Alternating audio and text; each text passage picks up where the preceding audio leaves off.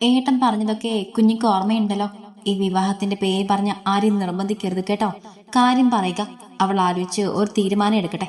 അതെന്തായാലും കുഞ്ഞ് അംഗീകരിക്കണം. വെറുതെ വേണ്ടത്തോരൊന്നും ആലോചിച്ച് മനസ്സ് വിഷമിപ്പിക്കാൻ പാടില്ല. അതുപോലെ തന്നെ വേദമോളെയും ഒന്നും പറഞ്ഞ് ബുദ്ധിമുട്ടിക്കരുത്.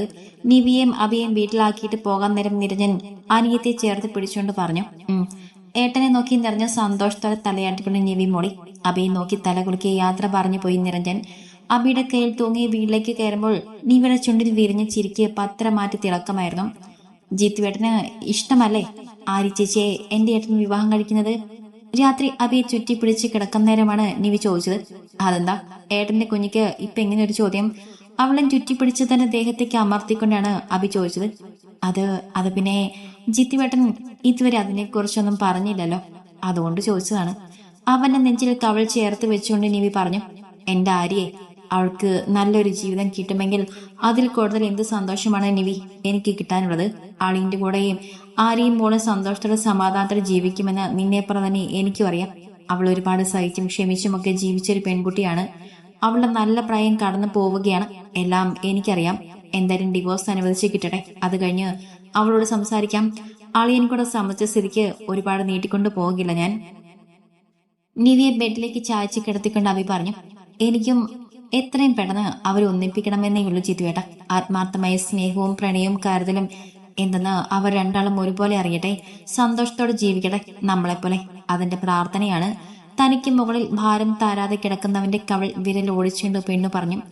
എന്റെ വീട്ടുകാരിങ്ങനെ ചേർത്ത് പിടിക്കുന്ന നിനക്ക് ഇതിനൊക്കെ പകരമായി എന്താടി ഞാൻ തരേണ്ടത്? ചോദിച്ചിട്ട് അഭി അവളുടെ കഴുത്തിൽ മുഖം പൂഴ്ത്തി.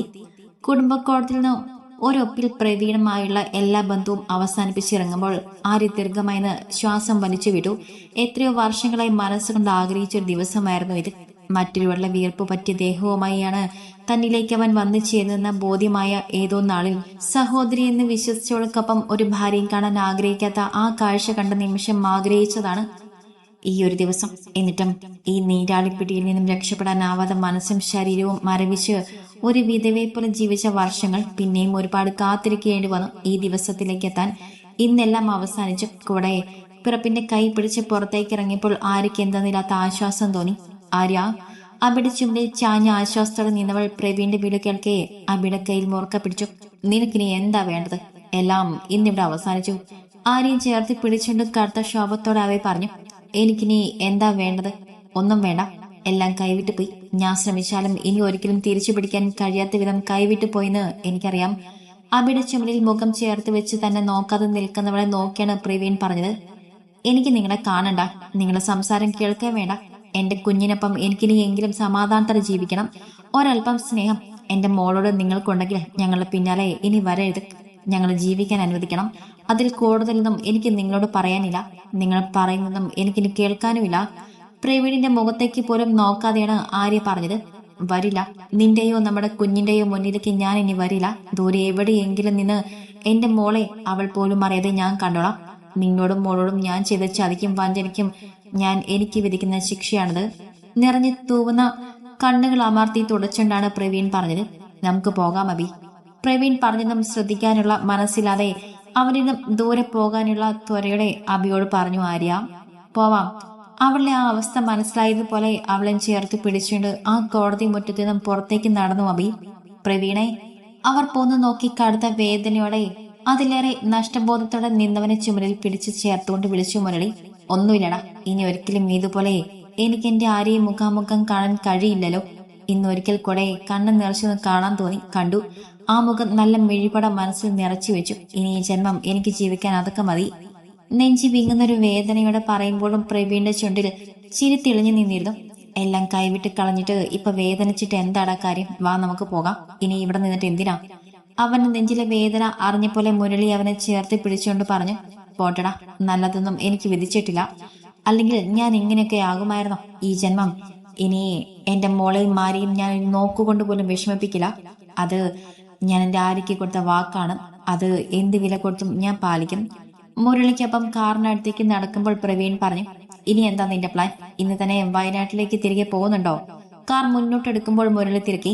രാത്രി ബസ്സിന് തിരികെ പോണം. അതിനു മുൻപ് എനിക്ക് വേദമോൾ എന്ന് കാണണം. സ്കൂളിനടുത്ത് എവിടെയെങ്കിലും മാറി നിന്ന് കുഞ്ഞിനൊന്ന് കണ്ടിട്ട് തിരികെ പോണം. ഈ പിഴച്ച ജീവിതം നയിച്ച അച്ഛൻ അവൾക്ക് അവളുടെ ജീവിതത്തിൽ ഒരു ഭാരമാവരുത്. സീറ്റിലേക്ക് ചാരി കണ്ണുകൾ അടച്ച് കിടന്നുകൊണ്ട് പ്രവീൺ പറഞ്ഞു. അവന്റെ ആ കിടപ്പ് കാണി തനിക്ക് അവനെ ഒരു വിധത്തിലും സഹായിക്കാൻ പറ്റില്ലല്ലോ എന്നോർത്ത് മുരളി പിന്നൊന്നും ചോദിക്കാൻ നിന്നില്ല. വൈകിട്ട് സ്കൂൾ വിട്ട് വേദം വരുന്നതും കാത്ത് ഗേറ്റിന് പുറത്തു നിൽക്കുവാണ് നിവിയും അഞ്ചും. കാര്യം കോടതിയിൽ നിന്ന് വന്ന പാടെ കയറി കിടന്നതാണ്.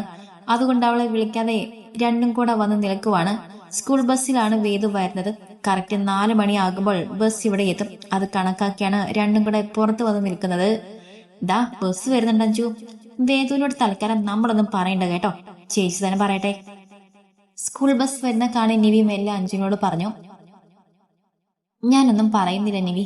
എന്തൊക്കെ പറഞ്ഞാലും അച്ഛനെന്നൊരു സ്നേഹം അവളുടെ കുഞ്ഞു മനസ്സിൽ ഉണ്ടാവാതെ ഇരിക്കില്ലല്ലോ. അയാൾ ഈ കണ്ട തെറ്റുകളൊക്കെ ചെയ്തു കൂട്ടിയപ്പോൾ അവളെപ്പോലും ഓർത്തില്ലല്ലോ എന്നാലോചിക്കുമ്പോഴാണ് ഞാൻ അയാളെ കൂടുതൽ വെറുത്തു പോകുന്നത്. അഞ്ചു വിഷമത്തോടെ പറഞ്ഞു. ഇനി അതൊന്നും ആലോചിക്കണ്ട അഞ്ചു, എല്ലാം ഇന്നുകൊണ്ട് കഴിഞ്ഞല്ലോ. നിവി പറഞ്ഞു നിർത്തിയതും അവൾക്ക് മുന്നിൽ സ്കൂൾ ബസ് വന്നിരുന്നതും ഒരുമിച്ചായിരുന്നു. ബസ്സിൽ നിന്നിറങ്ങിയ വേദു രണ്ടാളെ മാറി മാറി നോക്കി. എന്താണ്? വേദുവിന്റെ ബാഗ് കയ്യിൽ വാങ്ങിയിട്ട് നിവി തിരക്കി. അമ്മ പോയിട്ട് വന്നില്ലേ? ഇന്ന് ഷോപ്പിൽ പോകരുന്നില്ലെന്ന് പറഞ്ഞിട്ട്. ഞാൻ കരുതി ബസ് വരുമ്പോ അമ്മ ഇവിടെ ഉണ്ടാകുമെന്ന്. തെളിച്ചമില്ലാത്ത മുഖത്തോടെ അവൾ പറഞ്ഞു. അമ്മ പോയിട്ട് വന്നു, വീട്ടിലുണ്ട്, കിടക്കുവാണ്. യാത്ര കഴിഞ്ഞ് വന്നതല്ലേ, ക്ഷീണം കാണും. പിന്നെ ഞങ്ങൾ രണ്ടാളും കൂടെ വന്നോണ്ട് അമ്മയെ വിളിച്ചതുമില്ല. അവളുടെ കൈ പിടിച്ച് നടക്കുമ്പോൾ അഞ്ചു പറഞ്ഞു. വേദു ഒന്ന് നീട്ടി മോളി. അവൾക്കറിയാം അച്ഛനും അമ്മയും തമ്മിലുള്ള ബന്ധം ഇന്ന് എന്നേക്കുമായി അവസാനിച്ചു എന്ന്. ആ അവസ്ഥ അമ്മയ്ക്ക് വേദന ഉണ്ടാക്കിയോ എന്ന് മാത്രമായിരുന്നു അന്നേരം അവൾ ചിന്തിച്ചത്. അമ്മയെ കാണും, അമ്മയുടെ അടുത്തിരിക്കണം. ആ ചിന്തയുടെ കൂടുതലൊന്നും ചോദിക്കാൻ നിൽക്കാതെ വേഗം വീട്ടിലേക്ക് നടന്നു വേദു. വീടിനുള്ളിലേക്ക് കയറതും അവൾ ഓടിപ്പോയത് ആര്യയുടെ അടുത്തേക്കായിരുന്നു. അമ്മ. ബെഡിൽ ഒരു വശം ചെരിഞ്ഞു കിടക്കുകയായിരുന്ന ആര്യ വേദുവിന്റെ വിളികെട്ട് കണ്ണുകൾ തുറന്നു നോക്കി. അയ്യോ, എന്റെ കുഞ്ഞുമണി ഇങ്ങ് പോന്നോ? അമ്മ ഉറങ്ങിപ്പോയടി. കണ്ണൊന്ന് തിരുമ്മി ആ കുഞ്ഞു മുഖത്തേക്ക് നോക്കി മെല്ലെ പുഞ്ചിരിച്ചുകൊണ്ട് ആര്യ പറഞ്ഞു. അമ്മയുടെ പുഞ്ചിരിക്കുന്ന മുഖത്തേക്ക് നോക്കവേ ആ കുഞ്ഞിപ്പെണ്ണിന്റെ എരിഞ്ഞുകൊണ്ടിരുന്ന നെഞ്ചൊന്ന് താഴ്ത്തു. മേമയും അമ്മായും കൂടെയാണ് എന്നെ വിളിക്കാൻ ഗേറ്റിനടുത്ത് വന്ന് നിന്നത്. അമ്മായി പറഞ്ഞു അമ്മ കിടക്കുവാണെന്ന്. ആരുടെ അടുത്തേക്ക് കയറി കിടന്ന് അവളെ ചുറ്റിപ്പിടിച്ച് മാറിൽ മുഖം ചേർത്തുകൊണ്ടാണ് വേദു പറഞ്ഞത്. അമ്മയുടെ കുഞ്ഞു വരാനാകുമ്പോ എഴുന്നേൽക്കാമെന്നും അവിടെ വന്ന് നിന്ന് വിളിച്ചുകൊണ്ട് വരണമെന്നൊക്കെ കരുതിയതാണ് കയറി കിടന്നത്. പക്ഷേ ഉറങ്ങിപ്പോയടാ. വേദുവിനെ നെഞ്ചോട് ചേർത്ത് പിടിച്ച നിറക്കിൽ മൊത്തിക്കൊണ്ട് പറഞ്ഞു ആര്യ. അതൊന്നും സാരിയില്ലമ്മ പറഞ്ഞുകൊണ്ട് അവൾ ആര്യ പുണർന്ന് അങ്ങനെ കിടന്നു. വേദുട്ടി. അല്പം നേരത്തിന് ശേഷം മാറി മെല്ലെ വിളിച്ചു. പെണ്ണ് മെല്ലെ എന്ന് മോളി. മോൾ എന്താ ഇന്ന് നമ്മ കോടതിയിൽ പോയ കാര്യം ഒന്നും ചോദിക്കാഞ്ഞത്? ചെറിയൊരു മടിയോടെയാണ് ആര്യ ചോദിച്ചത്. അമ്മയോട് അതേക്കുറിച്ചൊന്നും ചോദിച്ചു വിഷമിപ്പിക്കരുതെന്ന് അമ്മ ഇന്നലെ പറഞ്ഞിരുന്നു. പിന്നെ എനിക്കറിയാലോ ഇന്ന് എന്താ നടക്കുകയെന്ന്. അതൊക്കെ നമ്മൾ അവിടുന്ന് പോരും മുൻപേ അമ്മ പറഞ്ഞിരുന്നല്ലോ. ഓരോന്നോർത്ത് എടുത്തുകൊണ്ടാണ് അവൾ പറഞ്ഞത്. മോൾക്ക് അച്ഛന്റെ സ്നേഹം അമ്മയായിട്ട് നഷ്ടപ്പെടുത്തുമെന്ന് തോന്നുന്നുണ്ടോ? ചോദിക്കുമ്പോൾ ആര്യയ്ക്ക് നെഞ്ചിൽ വല്ലാത്തൊരു സങ്കടം നിറഞ്ഞു. അച്ഛക്ക് എന്നോട് ഒരുപാട് സ്നേഹമായിരുന്നെന്ന് എനിക്കറിയാം അമ്മമ്മ. എനിക്കും അച്ഛനോട് ഇഷ്ടമുണ്ട്. പക്ഷേ ഇത്രയും ചീത്ത സ്വഭാവമുള്ള ഒരാളാണ് എന്റെ അച്ഛനെന്ന് ഞാൻ എങ്ങനെ എന്റെ ഫ്രണ്ട്സിനോട് പറയും? അച്ഛനെയും ആ വൈശുവിന്റെയും ഒക്കെ വീഡിയോ യൂട്യൂബിലൊക്കെ വൈറലാണെന്ന് അപ്പുറത്തെ അമ്മമ്മ ഇവിടെ അമ്മമ്മയോട് പറഞ്ഞത് അന്ന് ഞാനും കേട്ടു. ഇവിടെ പുതിയ സ്കൂളായതുകൊണ്ട് എന്റെ ഫ്രണ്ട്സിനൊന്നും അച്ഛയെ അറിയില്ല. അറിഞ്ഞിരുന്നെങ്കിൽ എനിക്ക് സ്കൂളിൽ പോകാൻ പറ്റുമായിരുന്നോ? അമ്മേ, നാണം കെട്ട് പുറത്തിറങ്ങാതെ ഇരിക്കേണ്ടി വന്നേനെ ഞാൻ. അതുകൊണ്ട് അച്ഛ കൂടെയില്ല. ആ സ്നേഹമോ സംരക്ഷണമോ കിട്ടുന്നില്ല എന്നോർത്ത് എനിക്കൊരു വിഷമവും ഇല്ല. എന്റെ ചുന്തിരി മണി അതോർത്ത് ഒട്ടും വിഷമിക്കണ്ട കേട്ടോ. ആര്യയുടെ കവളിൽ അമർത്തി മുത്തിക്കൊണ്ട് പറയുമ്പോ സ്കൂളിലെ കൂട്ടുകാരൊക്കെ രഞ്ജുവിനെയാണ് തന്റെ അച്ഛനെ കരുതിയിരിക്കുന്നതെന്നും താനായിട്ടത് തിരുത്തി പറഞ്ഞില്ലെന്നതും ആ കുഞ്ഞിപ്പെണ്ണ് അമ്മയോട് പറയാതെ മറച്ചു വെച്ചു. ആ കുഞ്ഞിനോട് അച്ഛന്റെ ചെയ്തികൾ എത്രത്തോളം വേദന നിറച്ചിട്ടുണ്ടെന്ന് ആര്യ ഒരിക്കൽ കൂടി അറിയുകയായിരുന്നു. മോള് ചെന്ന് മേൽ കഴുകിയിട്ട് വാ, നമുക്ക് ചായ കുടിക്കാം. കുറച്ചു നേരം കൂടെ ആ കിടപ്പ് കിടന്നിട്ടാണ് ആര്യ പറഞ്ഞത്. ആര്യ പറഞ്ഞതും യാതൊരു മടിയും കൂടാതെ അനുസരണോട് എഴുന്നേറ്റ് ഫ്രഷ് ആവാനായി പോയി വേദു. അഞ്ജു, എനിക്ക് നിന്നോടൊരു കാര്യം പറയാനുണ്ടടി. വൈകിട്ട് ആര്യയും വേദവും രാധികയും കൂടെ സച്ചിയുടെ വീട്ടിലേക്ക് പോയ ശേഷം രണ്ടാളും കൂടി ഉമ്മർത്ത് വന്നിരിക്കുമ്പോഴാണ് നിവി പറഞ്ഞത്. എന്താടി നീ എന്താ അനുവാദം ചോദിക്കും പോലെയൊക്കെ? നിനക്ക് എന്നോട് എന്തും പറഞ്ഞൂടെ? നിവിയുടെ കവളിൽ പിടിച്ചു വലിച്ചു വിട്ടുകൊണ്ടാണ് അഞ്ജു ചോദിച്ചത്. നമ്മുടെ ചേച്ചിക്ക് ഒരു ജീവിതം വേണ്ടേ അഞ്ജു? ആ പാവം എന്നും ഇതിനെ കഴിഞ്ഞാൽ മതിയോ? ഒരിക്കൽ രാധിക ഈ കാര്യം പറഞ്ഞപ്പോൾ അഞ്ജു വഴക്കിട്ടത് ഓർത്ത് ചെറിയൊരു പേറ്റിട്ടാണ് ചോദിച്ചത്. എനിക്ക് മനസ്സിലായില്ല, എന്താ നീ ഉദ്ദേശിക്കുന്നത്? അഞ്ജു എടുത്തു ചോദിച്ചു. എടി, നീ എന്നെ വഴക്ക് പറയരുത്. ആദ്യം ഞാൻ പറയുന്നത് മുഴുവനായി കേൾക്കണം, എന്നിട്ട് നീ മറുപടി പറയാവൂ. അഞ്ജുന്റെ കൈ പിടിച്ചു വെച്ച് വിരൽ ഞൊട്ട പൊട്ടിച്ചുകൊണ്ട് പറഞ്ഞു. നിവി പറഞ്ഞതിന് അഞ്ജു നീട്ടിയൊന്ന് മോളിയതേയുള്ളൂ.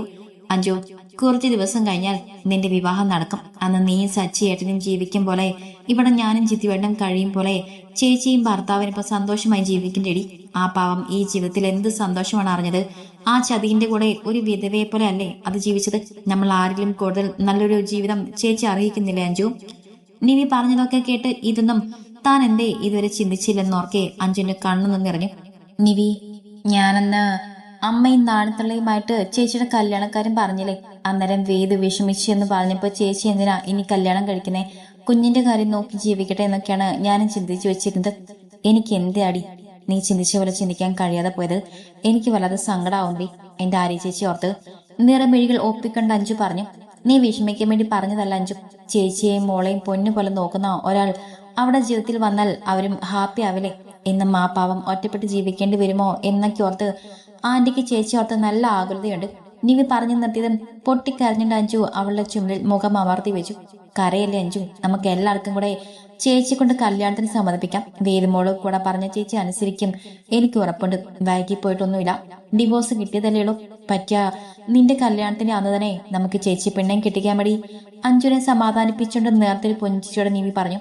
അതിനെ പറ്റിയ ചെക്കനെ നമ്മൾ എവിടെ പോയി തപ്പം? ചേച്ചി മാത്രല്ല 10-11 വയസ്സുള്ള ഒരു പെൺകുട്ടി കൂടെ ഉണ്ട്. സ്വന്തം അച്ഛനെ പോലും വിശ്വസിക്കാൻ പറ്റാത്ത ഈ കാലത്ത് അത്രയേറെ വിശ്വാസമുള്ള ഒരാളെ നമ്മളിപ്പോ എവിടെ പോയി കണ്ടുപിടിക്കുന്നവി? ഇന്ന് ചുറ്റുപാട് നടക്കുന്ന കാര്യങ്ങൾ ഓർത്ത് പേടിയോടെയാണ് അഞ്ജു പറഞ്ഞത്. അതിന് പറ്റിയ ആളൊക്കെയുണ്ട്. ജന്മം കൊടുത്ത അച്ഛനേക്കാൾ കരുതലോടെ സ്നേഹത്തോടെ ഒരച്ഛന്റെ മനസ്സ് നിറഞ്ഞ വാത്സല്യത്തോടെ വേദമോളെ പൊതിഞ്ഞു പിടിച്ച് അവൾ ആഗ്രഹിക്കുന്നിടത്ത് അവളെ എത്തിക്കാൻ കഴിവും മനസ്സുമുള്ള ഒരാളുണ്ട്. നിവിൻ നിറഞ്ഞ ചിരിയോടെ അഞ്ജുന്റെ കവിൾ ചുണ്ട് ചേർത്തുകൊണ്ട് പറഞ്ഞു. രഞ്ജു ചേട്ടനെ മനസ്സിൽ കണ്ടാണോ നിവി നീ പറയുന്നത്? അഞ്ജു ചോദിച്ചിന് നിവി ചിരിച്ചുകൊണ്ട് മൂളി. നിവി, അത് ചേട്ടൻ സമ്മതിക്കോ? മിഴിഞ്ഞ കണ്ണുകളോടെ അഞ്ജു ചോദിച്ചു. സമ്മതിക്കും.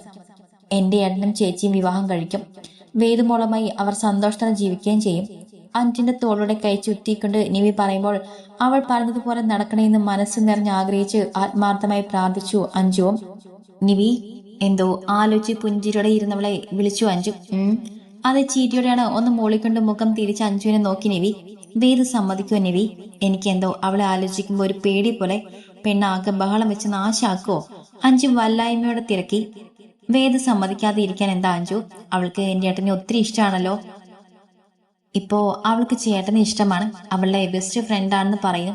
എന്ത് പറഞ്ഞാലും ചെയ്താലും രഞ്ജിച്ചേട്ടനോട് ചോദിക്കുകയും പറയുകയും ചെയ്യുന്നുണ്ട്. ഒക്കെ ശരിയാണ്. പക്ഷേ തന്റെ അമ്മയ്ക്ക് കൂട്ടായി ആ മനുഷ്യൻ വരുന്നെന്ന് കേൾക്കുമ്പോ അവൾ ഒറ്റപ്പെട്ടു പോകുമോ എന്നൊക്കെ ചിന്തിച്ചാലോ? തനിക്ക് മാത്രം സ്വന്തമായിരുന്നതിന് മറ്റൊരു അവകാശി കൂടെ വരുന്നെന്ന് വരുമ്പോൾ വേദ സഹിക്കോ? അവൾ രഞ്ജിച്ചേട്ടനെ അച്ഛന്റെ സ്ഥാനത്ത് അംഗീകരിക്കോ എന്നൊക്കെ ഓർക്കുമ്പോൾ എനിക്കെന്തോ പേടി തോന്നിയവി. ആലോചനയോടെയാണ് അഞ്ജു ഓരോന്നും എണ്ണി എണ്ണി പറഞ്ഞത്. അങ്ങനെയൊന്നും ഉണ്ടാവില്ല അഞ്ജു. വേദമോള് പ്രായത്തെക്കാൾ അറിവുള്ള കുട്ടിയാണ്. എന്റെ ഏട്ടനെ അവൾ അച്ഛന്റെ സ്ഥാനത്ത് കാണേണ്ട. ഇപ്പോ അവൾക്ക് ഏട്ടൻ ആരാണോ അങ്ങനെ തന്നെ മുന്നോട്ടുമായിരുന്നാ മതി. അവൾക്ക് നമ്മൾ പറയുന്നത് മനസ്സിലാകും. അഞ്ജുനെ ആശ്വസിപ്പിച്ചുകൊണ്ട് പറഞ്ഞെങ്കിലും ഈ കാര്യം പറയുമ്പോൾ വേദു എങ്ങനെ പ്രതികരിക്കുക? ഏട്ടനോട് അവൾക്ക് എന്തെങ്കിലും ഇഷ്ടക്കേടുണ്ടാകുമോ എന്നോർത്ത് നിവിക്ക് ആശങ്കയുണ്ടായിരുന്നു. അവളോട് ആര് പറയും നിവി? അന്ന് തന്നെ നാണത്തുള്ള അമ്മയോട് ഇങ്ങനെ ഒരു കാര്യം സൂചിപ്പിച്ചതിനാണ് അന്ന് സഹിക്കാനാവാതെ അവൾ രഞ്ജിച്ചേട്ടനോട് പറഞ്ഞ് ചേട്ടൻ അത് അഭിയേട്ടനോട് പറഞ്ഞ് ആകെ വിഷയമായത്. വേദ് മാത്രല്ല, അഭിയേട്ടനോട് ആര് പറയും വഴി? അന്നത്തെ അബിയുടെ ദേഷ്യം ഓർത്തൊരു പേരോടാണ് അഞ്ജു ചോദിച്ചത്. ജിത്തുവേട്ടനോട് ഞാൻ പറഞ്ഞു എന്റെ അഞ്ജുവേ. ആദ്യം ജിത്തുവേട്ടനോടാണ് പറഞ്ഞത്. എന്നിട്ട് ഏട്ടൻ നിന്നെ വഴക്ക് പറഞ്ഞോടി? അഞ്ജു വെപ്രാളത്തോടെ തിരക്കി. വഴക്കു പറഞ്ഞില്ല, പക്ഷെ ആദ്യം കേട്ടപ്പോ ദേഷ്യം ഉണ്ടായിരുന്നെന്ന് തോന്നി എനിക്ക്. ഈ കാര്യത്തിൽ ഒരു സപ്പോർട്ടും ജിത്തുവേട്ടനിൽ നിന്നും പ്രതീക്ഷിക്കേണ്ടെന്ന് എന്റെ മുഖത്ത് നോക്കി പറഞ്ഞു ഒഴിഞ്ഞു. ജിത്തുവേട്ടൻ മാത്രല്ല, എന്റെ ഏട്ടനും ആദ്യം കേട്ടപ്പോ ഇതേ പ്രതികരണം തന്നെയായിരുന്നു. പിന്നെ എനിക്ക് എന്റെ ഏട്ടന്റെ കാര്യത്തിൽ പ്രതീക്ഷ ഉണ്ടായിരുന്നു. എന്റെ വാക്കേട്ടൻ തള്ളിക്കളയില്ലെന്ന്. എന്തായാലും ഏട്ടൻ സമ്മതിച്ചതോടെ ജിത്തുവേട്ടനും കൂടെ നിന്നു. അതുകൊണ്ട് അവരെ രണ്ടാളെയും വീട്ടേക്ക്. ആന്റിക്ക് സമ്മതം, ഇപ്പൊ നിനക്ക് സമ്മതം. ഇനി വേദമോളും ചേച്ചിയുടെ കൂടെ സമ്മതിച്ചാൽ നമുക്ക് പെട്ടെന്ന് അവിടെ കല്യാണം നടത്താം. അഞ്ജുന്റെ ചുമലിൽ ചാഞ്ഞിരുന്നുകൊണ്ട് സന്തോഷത്തോടെ നിവി പറഞ്ഞു. ഒരുപാട് സന്തോഷമൊന്നും വേണ്ട നിവി. വേദ സമ്മതം പറഞ്ഞാലും ചേച്ചി പെട്ടെന്നൊന്നും സമ്മതിക്കില്ല. എനിക്കറിയാം ചേച്ചിയുടെ മാനസികാവസ്ഥ നമ്മൾ കണക്കിലെടുക്കണമല്ലോ. എങ്കിലും നമുക്ക് ആഞ്ഞെന്ന് പിടിക്കാടി. കുറച്ചു വൈകാലും എല്ലാം നന്നായി തന്നെ നടക്കുമെന്ന് എന്റെ മനസ്സ് പറയുന്നു. നിവി നിറഞ്ഞ ആത്മവിശ്വാസത്തോടെ പറഞ്ഞു.